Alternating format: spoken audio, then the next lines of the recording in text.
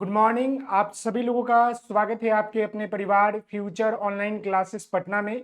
आज हम लोग जो है इस वीडियो में बिहार जीविका एग्जाम 2025 के लिए कंप्यूटर के सेट नंबर 5 को देखने वाले हैं, जहां पर महत्वपूर्ण 10 क्वेश्चन को देखने वाले हैं। और यह आपका जो है 10 के दम सीरीज चल रहा है, जहां पर आपको कंप्यूटर से संबंधित 10 महत्वपूर्ण सवाल कराए जा रहे हैं। सेट नंबर ये 5 है, ऑलरेडी आपका सेट 4 हो चुका है। आप सभी लोगों से निवेदन है, जाइए आप लोग उस वीडियो को देखिए, प्लेलिस्ट में आपको मिल जाएगी। साथ ही साथ मैं आपको बता दूं, बिहार जीविका एग्जाम के लिए काफी महत्वपूर्ण सवाल बता रहे हैं, जो कि आपको डायरेक्ट एग्जाम में देखने को मिलेगा। तो आपसे निवेदन भी है कि अगर चैनल पर नए होंगे तो चैनल को लाइक शेयर एंड सब्सक्राइब जरूर कर लेंगे। आइए अब हम जो है चलते हैं अपने जो है क्वेश्चन के ऊपर। सबसे पहले मैं आपको बता दूं, यहाँ पर आपको जो है क्वेश्चन संख्या 1 जो है नजर आ रहा होगा मेरे प्यारे मित्र। और ये सवाल आपका फर्स्ट है, और ये सवाल को पढ़िए और फिर ये सवाल का आंसर दीजिए। ये सवाल आपका काफी महत्वपूर्ण है। जी हाँ मेरे प्यारे मित्र, समझ गए। यहां पर जो है सवाल आपसे पूछ रहा है कि कंप्यूटर प्रणाली केवल खाली स्थान संख्या प्रणाली नंबर सिस्टम समझ सकती है। अब आपको यहां पर बताना है कि जो हमारा कंप्यूटर होता है मेरे प्यारे मित्र, वह कौन से जो है मतलब कि प्रणाली को समझता है, यानी कि संख्या प्रणाली को समझता है। कौन से जो है संख्या प्रणाली को समझता है, आपको यही पूछ रहा है। तो आपको पता होनी चाहिए मेरे प्यारे मित्र कि जो हमारा कंप्यूटर होता है वो हमारा कौन सा प्रणाली को समझता है। तो वो हमारा जो समझता है द्विआधारी द्विआधारी जो है प्रणाली को समझता है, जिसको हम लोग जो है इंग्लिश में क्या कहते हैं, वाइनरी कहते हैं। वाइनरी यानी कि वाइनरी नंबर सिस्टम प्रणाली को समझता है।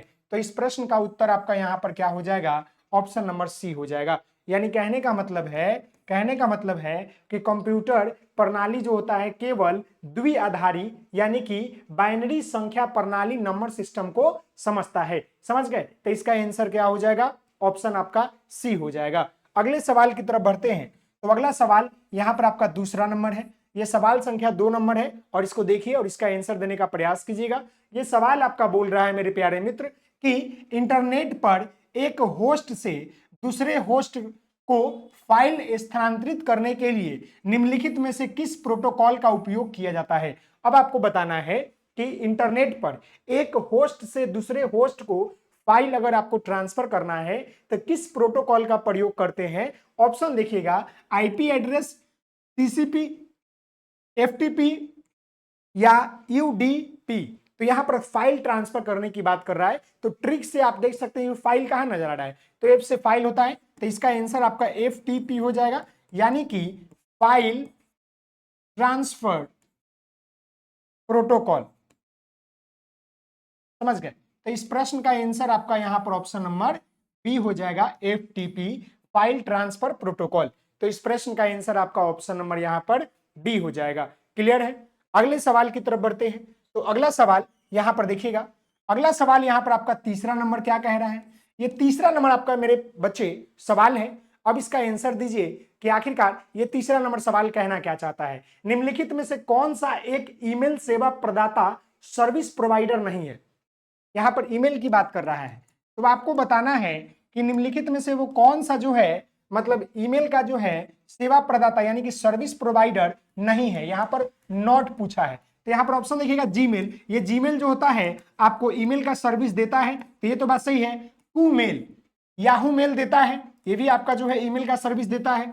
समझ गए। और हॉटमेल भी आपका जो है ईमेल का सर्विस देता है। लेकिन यहां पर जो आपका कुमेल है यानी ऑप्शन नंबर बी, ये क्या करता है कि जीमेल का सर्विस प्रोवाइड नहीं कराता है, जीमेल का सर्विस प्रोवाइडर नहीं देता है। तो इस प्रश्न का आंसर आपका ऑप्शन नंबर बी हो जाएगा, यानी कि निम्नलिखित में से जो है आपका कुमेल जो है क्या है कि ईमेल सेवा प्रदाता नहीं है। ईमेल के ऑप्शन ये नहीं देता। बाकी आप जो है जीमेल के माध्यम से ईमेल भेज सकते हैं, याहू मेल होता है, हॉटमेल होता है, लेकिन आपका कुल मेल नहीं होता है। क्लियर है। तो option number B will be right answer.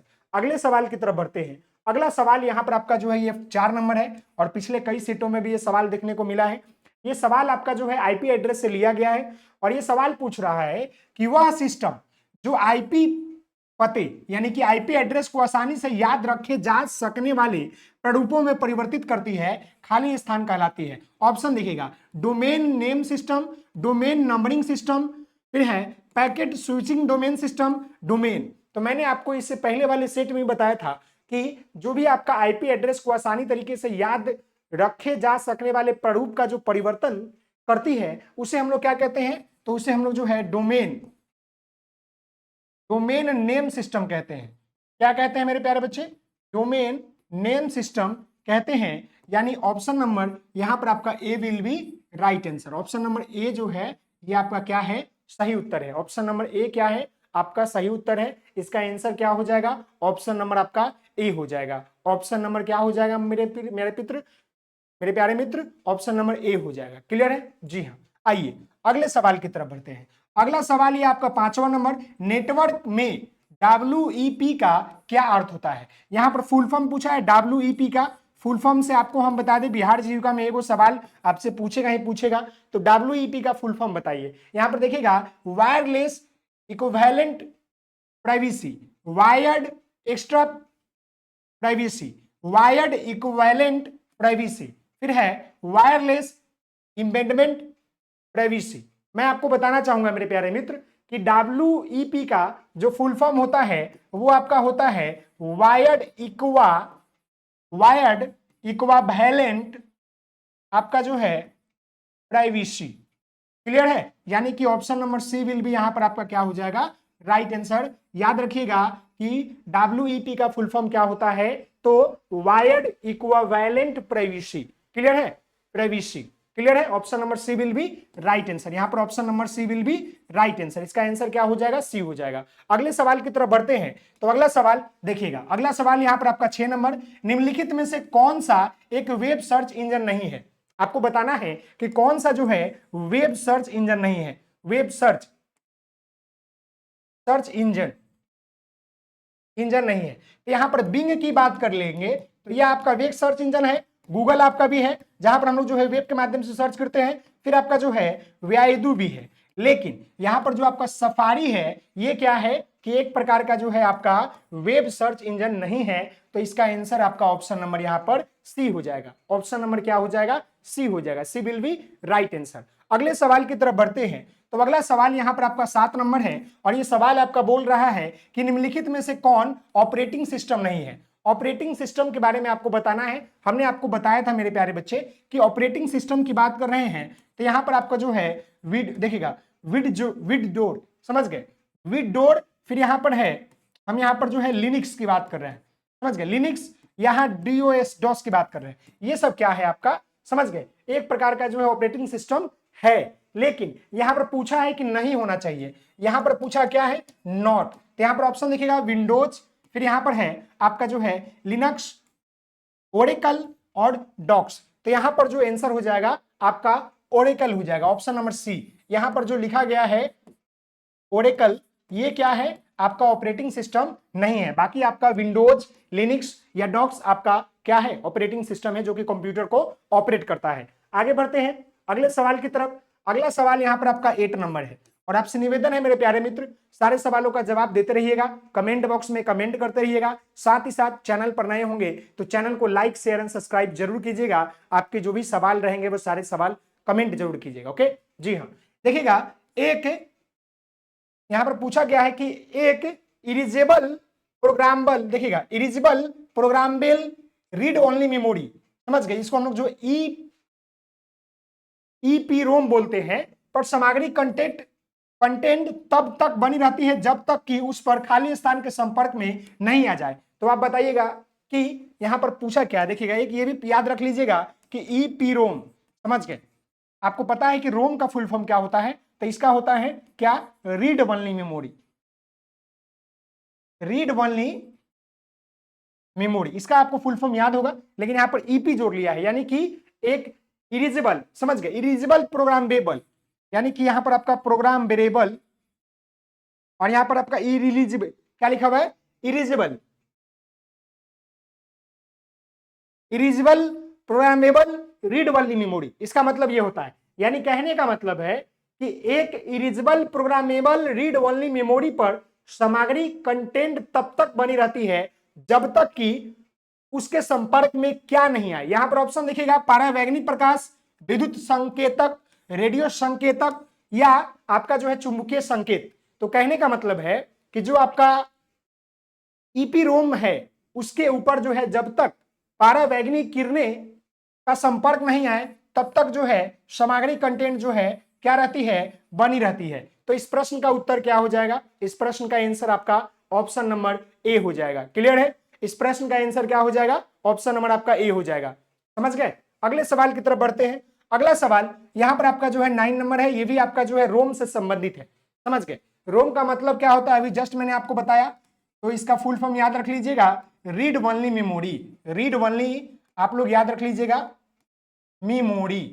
Clear है। तो यहां पर देखिएगा रीड ओनली मेमोरी की क्या विशेषता इसे उपयोगी बनाती है, यानी कि रीड ओनली मेमोरी की क्या विशेषता जो है उसे उपयोगी बनाती है। पहला ऑप्शन देखिएगा, रोम सूचना को आसानी से अपडेट किया जा सकता है। दूसरा, रोम में डेटा नॉन वोलेटाइल है, अर्थात यह विद्युत शक्ति बिना भी बना रहता है। रोम बहुत बड़ी मात्रा में सस्ते डाटा स्टोरेज प्रदान करती है। रोम चिप को विभिन्न ब्रांडों के कंप्यूटरों के बीच आसानी से मतलब कि स्वैप किया जाता है। तो आपको बताना है कि रीड ओनली मेमोरी की क्या विशेषता इसे उपयोगी बनाती है। मैं आपको बताना चाहूंगा कि रोम में डेटा जो होता है नॉन वोलेटाइल होता है, अर्थात ये विद्युत शक्ति बिना भी बनी रहती है। तो इसका आंसर क्या हो जाएगा, ये आपका ऑप्शन नंबर यहाँ पर बी हो जाएगा, बाकी सभी आपका गलत है। यानी कि यही इसको जो है क्या बनाता है, उपयोगी बनाता है कि अगर लाइट कट भी जाता है तो भी उसका जो डाटा रहता है वो आपका क्या रहता है, बना रहता है, डिलीट नहीं होता है। क्लियर है। तो इस प्रश्न का आंसर आपका ऑप्शन नंबर यहाँ पर बी हो जाएगा। क्लियर है मेरे प्यारे मित्र। जी हाँ, अब हम जो है अगले सवाल की तरफ बढ़ते हैं। तो अगला सवाल जो कि आपका इस सेट का अंतिम सवाल है, और ये सवाल है, निम्न में से कौन ऑपरेटिंग सिस्टम को रैम में सर्च और लोड करने के लिए रिस्पॉन्सिबल है।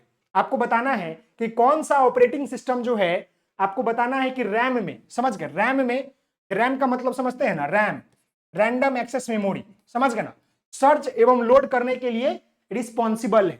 यहां पर ऑप्शन है boot step loader, CMOS, bios या डिमोस। बताइए क्या होगा इस प्रश्न का आंसर। मैं आपको बताना चाहूंगा जो आपका रैम होता है उसमें जो है आपका सर्च और लोड करने के लिए जो आपका रिस्पॉन्सिबल है वो आपका जो है बूट स्टेप लोडर रिस्पॉन्सिबल है। तो इस प्रश्न का आंसर आपका ऑप्शन नंबर ए हो जाएगा। आशा करते हैं आपको ये 10 का दम सीरीज जो है काफी पसंद आई होगी। तो प्लीज आप सभी लोगों से निवेदन है कि आप लोग जो है वीडियो के नीचे कमेंट कीजिए और बताइए कि ये 10 का दम सीरीज में कंप्यूटर के महत्वपूर्ण सवाल जो कि जीविका एग्जाम के लिए काफी महत्वपूर्ण है, आप लोगों का कितना स्कोर आ रहा है और क्लास का सेशन कैसा है, आप सभी लोग कमेंट कीजिए। और चैनल पर नए होंगे तो चैनल को लाइक शेयर एंड सब्सक्राइब जरूर करेंगे। मिलते हैं अगली क्लास में, तब तक के लिए धन्यवाद। आप सभी लोग हंसते रहिए, मुस्कुराते रहिए, पढ़ाई करते रहिए। जय हिंद, जय भारत। ओके, टेक केयर सभी लोगों को।